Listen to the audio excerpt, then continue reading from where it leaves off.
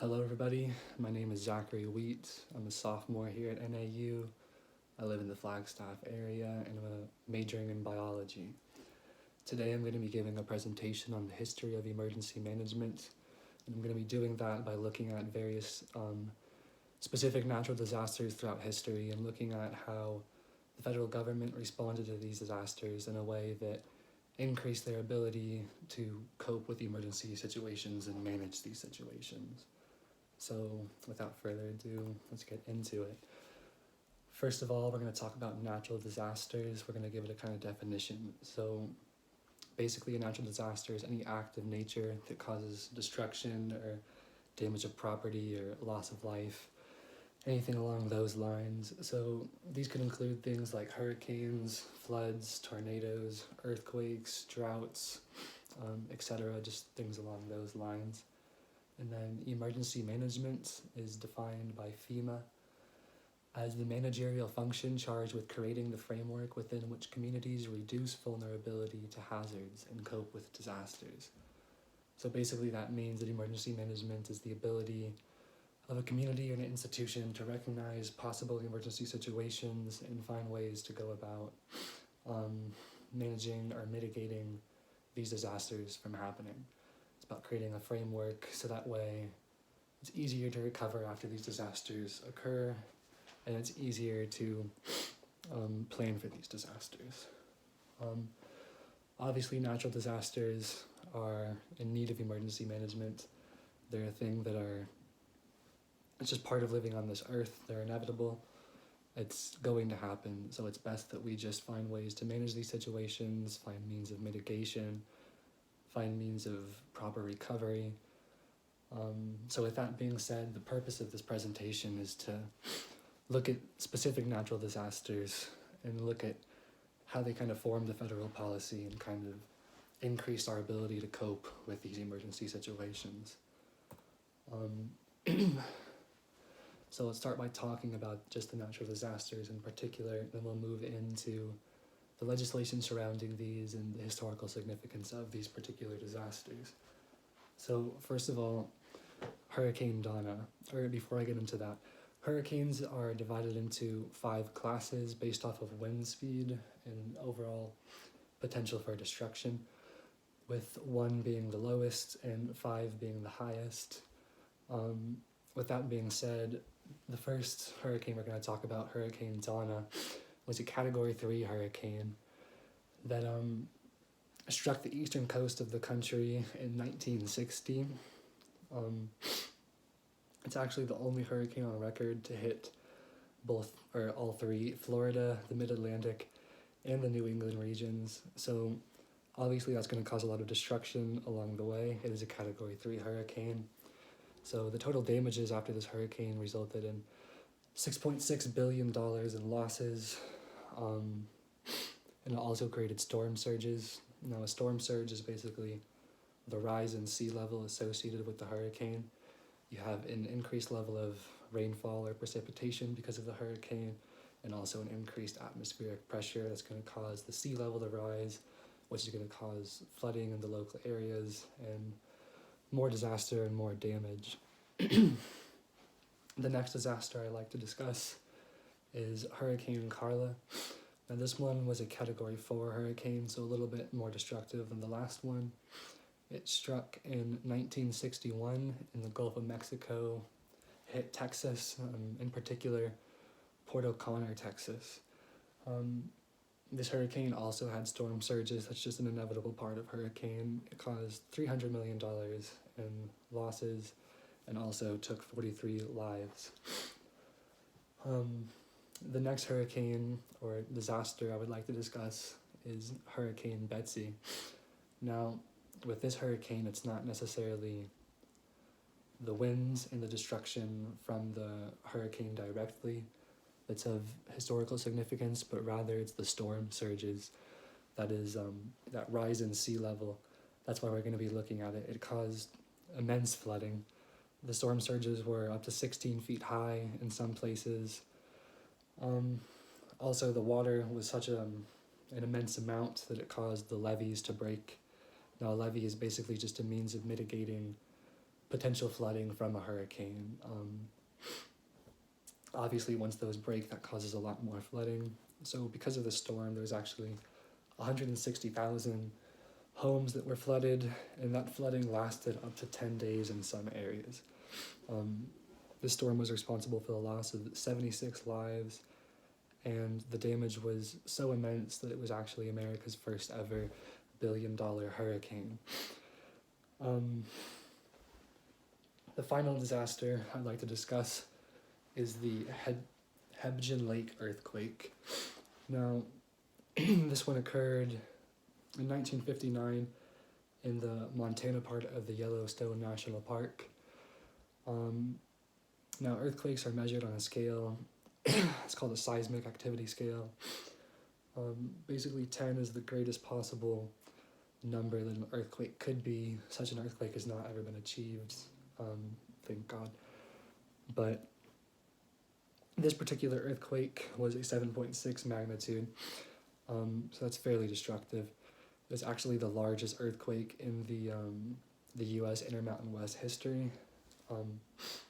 There's a lot more damage that this earthquake caused, such as landslides, highway damage, road damage, and even the loss of 23 lives. Also, because this earthquake took place in Yellowstone National Park, where there's a lot of geysers, the seismic activity caused by the earthquake created even more activity in these geysers, which I thought was just an interesting effect of this particular earthquake. Now let's get into the development of emergency management. So from those natural disasters, there's three particular things that I would like to look at, three responses by the federal government that kind of increase the nation's ability to manage these emergency situations. First of all is the Office of Emergency Preparedness. Now, this was made in 1961 under the John F. Kennedy administration. You could view this as a direct response to three of the last disasters that we discussed. They occurred consecutively, like year to year to year. In 1959, you had the Hebgen Lake earthquake. In 1960, you had Hurricane Donna. And in 1961, you had Hurricane Carla. These back-to-back-to-back disasters kind of serve as like a wake-up call for the federal government.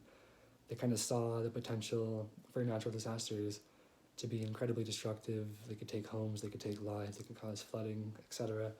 So the federal government kind of saw that and recognized that something needed to be done in order to at least aid these kind of situations and make them a little bit less of a pain to recover from and a little bit less destructive. So they created the Office of Emergency Preparedness. Now, this office was intended to oversee the risk of natural disaster, which was a big first step in the federal government's ability to manage emergency situations. However, there was a little bit of a problem with this office because they couldn't really have like hands-on activity. That was still like under the Department of Civil Defense, like actual physical interaction and intervention. But it was a huge first step in the overall creation of emergency management in this country, and I think it's very historically significant whenever talking about the history of emergency management. The next thing I'd like to discuss is the National Flood Insurance Act. This was created in 1968, and you could view this basically as a direct response to Hurricane Betsy. Now, if you recall from the last slide, most of the damage with Hurricane Betsy wasn't really from the wind or anything. What was particularly important was the amount of flooding, the 16 feet high floods that lasted 10 days in some areas and flooded over 160,000 homes.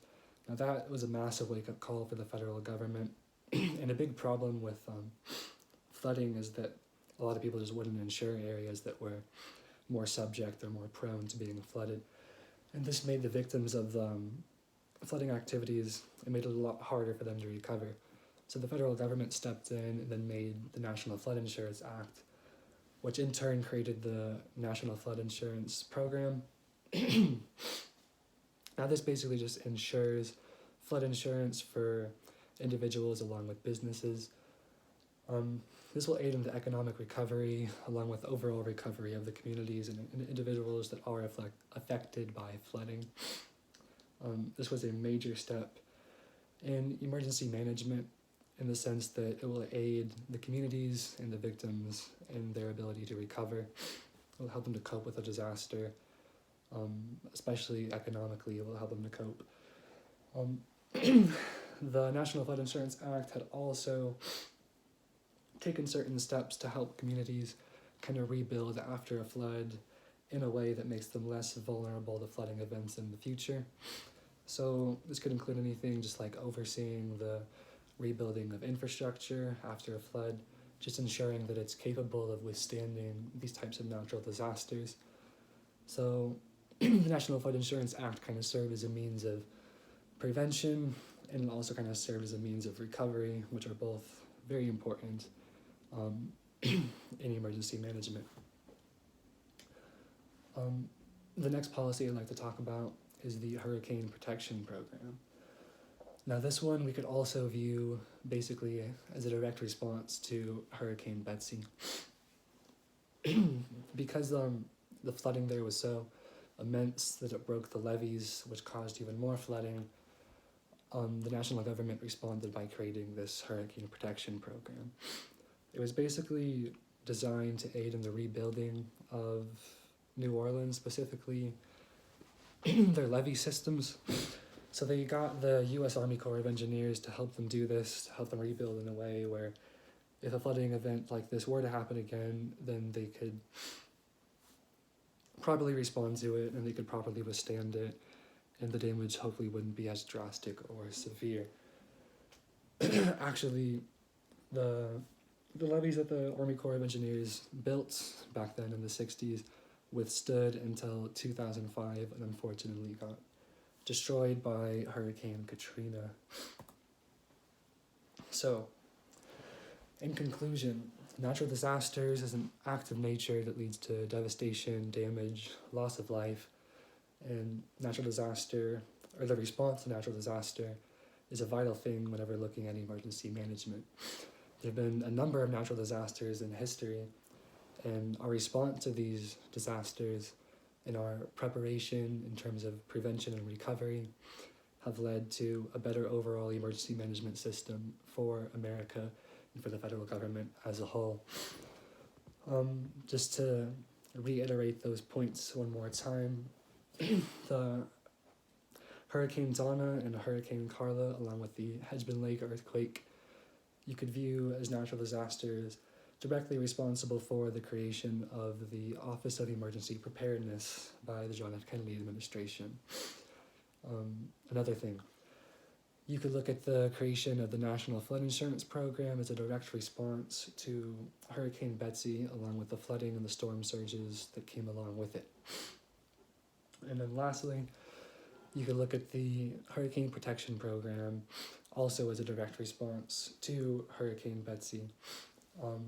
We could look at the rebuilding of that as a direct response. So basically looking at these disasters is a very good way to look at the development of emergency management as a whole.